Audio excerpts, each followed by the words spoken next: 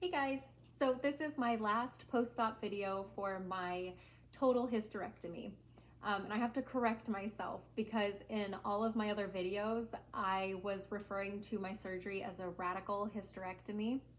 And it was kind of one of those things where like one person uses the term wrong and so then another person learns it the wrong way. And yeah, so my doctor never referred to it as that. He always just said the technical term, really, the hysterectomy with bilateral salpingo oophorectomy. Like he was saying it right, but just somebody that I had met after my surgery, was talking about it. They used the term radical hysterectomy, and I'd never heard that before, but I thought that it was just another way to say a total hysterectomy, and so I adapted that term.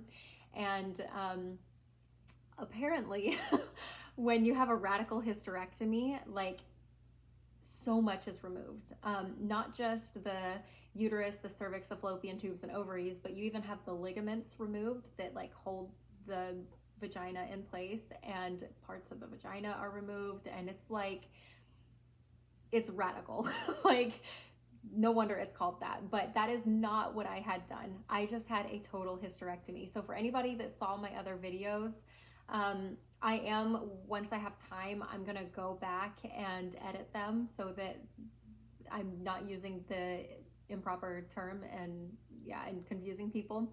But just so that I don't further confuse people, I just went ahead and removed them for the time being.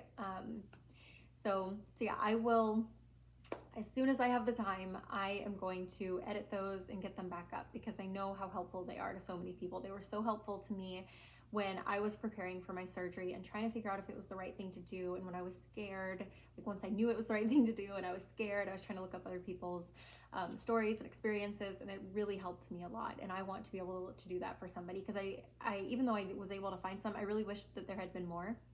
But it's kind of one of those things, like even now making this post-op video, my surgery was more than 4 months ago. And honestly, life just goes on, like you go through the surgery and you go through the recovery, and it's like all consuming. It's your whole life is just surgery and recovery.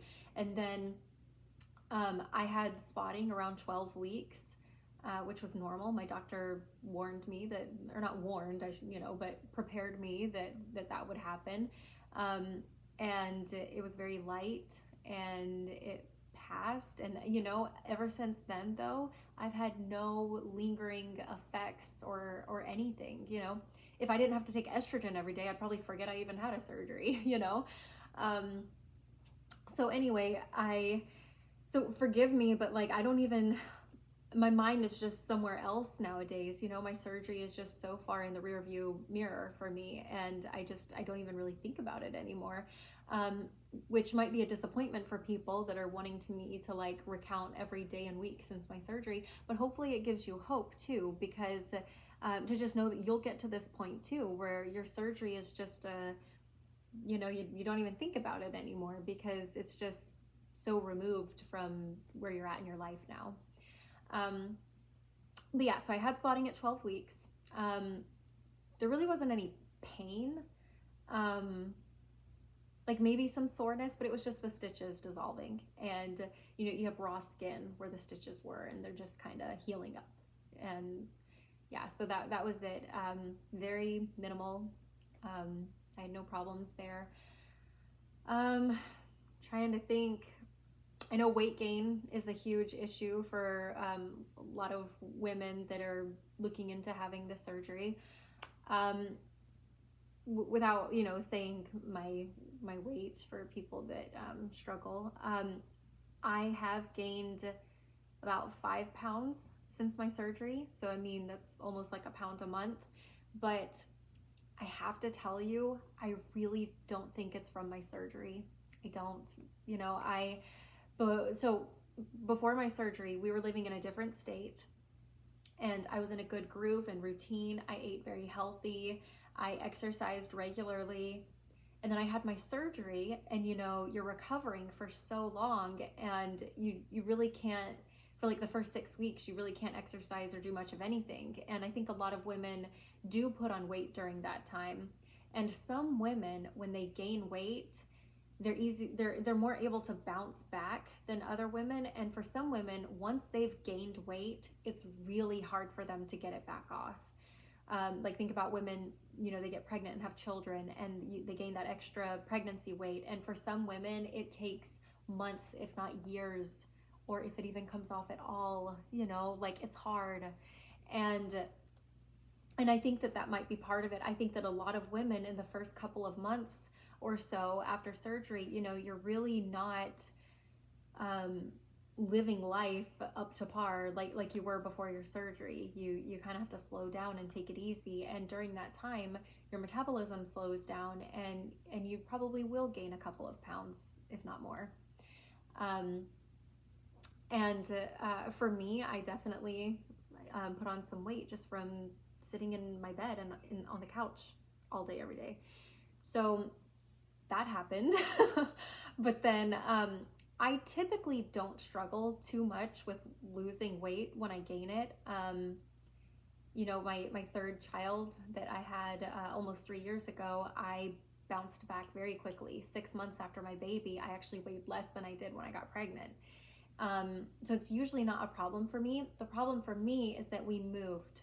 So right after I had my surgery and recovered, we moved out of state, and which is a very stressful thing. And you get thrown off your groove. You're not in your routine anymore. And not only did we move, but we're actually still not in our house yet. There were a few remodeling things that needed to be done. And then during the remodel, they found black mold, which is a common thing, in the state that we've moved to. So that had to be taken care of. And of course, the remodel got put on hold during that time. And so they're going to be starting back up the remodel, and then we'll be into our house soon. But I say all of this to say we're living in an Airbnb, and we have been for like 3 months. And, it's just been hard getting back into a groove, a daily routine when you're not even in your own home. I don't have all of my kitchen things. I have replaced a few things because you can only go so long without the things that you use all the time. But having said that, I still don't have all of my kitchen stuff and, just all the things that I usually have to live my healthy, active lifestyle, if that makes sense. I don't even have my treadmill or elliptical or, anything like that I used to have. And so like before, I could exercise while, the littlest one was napping, or, it's easier when you have like an in-home gym situation. But where I don't have that here, it limits how often I can exercise. And so yeah, I haven't been eating as good. I haven't been cooking as much, and I haven't been exercising. So yeah, so basically I'm saying I have gained about 5 pounds, but my disclaimer is that I really don't think it was because of my surgery. Maybe at first, because you take so much time off out of life, and then your metabolism slows down and you gain weight. But had I just still been in my normal home and doing my regular life, I think that I would have had the weight off by now. So I'm very hopeful that I will get it off in time. And I don't want women to think, oh, she gained 5 pounds in 5 months or less than, because yes, I did, but it's not necessarily because of the surgery. And yeah. Anyway, so there's that. And then,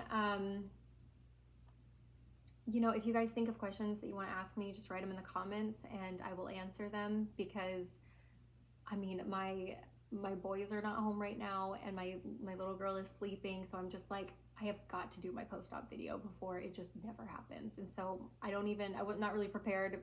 I don't have all the questions and answers that I, probably could have thought of and will probably think of after this. But yeah, spotting at 12 weeks. Other than that, it was just a really, no complications, and even at the time, like during the recovery, there are things that might've seemed alarming or like I wasn't sure about, but like I can't even think of them now. Like when I look back, I actually just think of my recovery and the surgery as just very smooth experiences. My doctor did a really good job, and I don't have any complaints. I have zero regrets. My life is so good, so much better than it was before. I actually, and you know, like when you are looking for doctors, so we moved, and so I had to get established with another gynecologist in our new town. And I found that it is definitely hit and miss, because so my doctor before, he was very experienced, very knowledgeable. He was able to look at every scenario from every different angle and really help me figure out what was best for me. But you're also going to find doctors that have different views on things. And I think that's a beautiful thing, because we all have different views on things. And I think that that's great that we can all find doctors that see things the way we do, and that we can be on the same page and find a good health plan that works for us. Having said that, in my experience, when I moved here, the first doctor that I got in with was clearly against hysterectomies, like almost for any reason. And I'm sure he's a great doctor, you know, I have no doubts about that. But I feel like, just for me to feel confident in my doctor and my healthcare plan and everything, I feel like we need to be on the same page. And so I am still, you know, trying to find a doctor that I feel like is going to work better for me. But it's just to kind of let you guys know that, like, maybe you're able to keep the same doctor for your whole life, and you know, that's great. But just know that there are lots of different doctors out there, and they all have their own opinions on things, and that doesn't mean that what you did was wrong. Because I went through that when I went to this doctor. I was like second guessing myself for the first time. Like, did I really mess up? Because I don't think that he meant to, but I almost felt like I was being treated as a lost cause. Like, oh, well, you shouldn't have had this surgery, but you did, so now we're just going to try to make the best of it, you know? And I was just kind of like, I felt like it's the best decision I've ever made in my life when it comes to my health. It's the best decision I've ever made. And I feel amazing. And like, I know that there have been studies done, you know, and there's things to be said about heart disease and bone density and breast cancer and all these things. But you know what? My quality of life before this surgery was really poor. I had hemorrhagic ovarian cysts more than half the time. And it would put my life on hold 2 weeks out of every month. That's half of my life. And my anemia was made so much worse because of that, because I had internal bleeding. And like, my anemia was like scary. I was at the very, very bottom of what's acceptable, and that was while taking an iron supplement.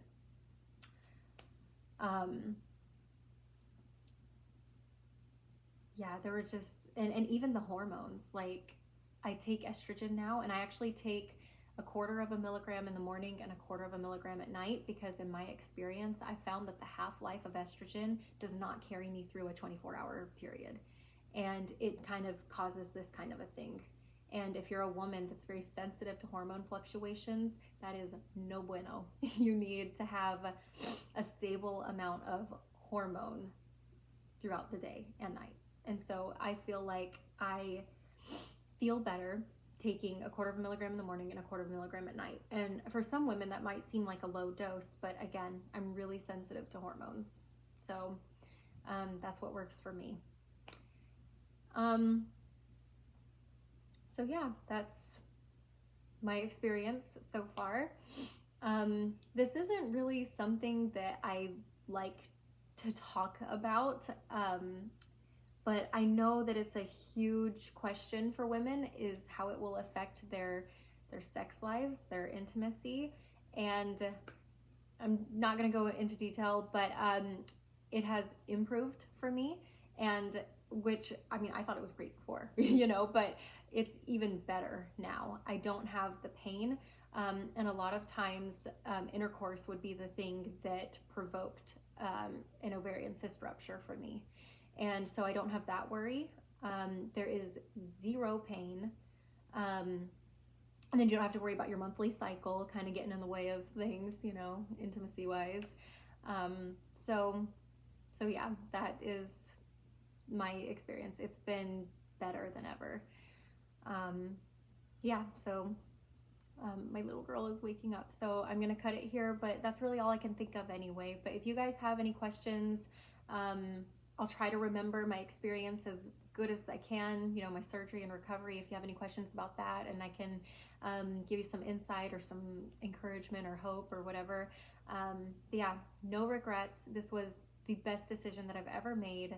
I would recommend it to anybody. If your quality of life is being affected as chronically as mine was, then, and if you've tried other things and it hasn't worked, definitely go for it. Don't be scared. It has definitely been amazing for me.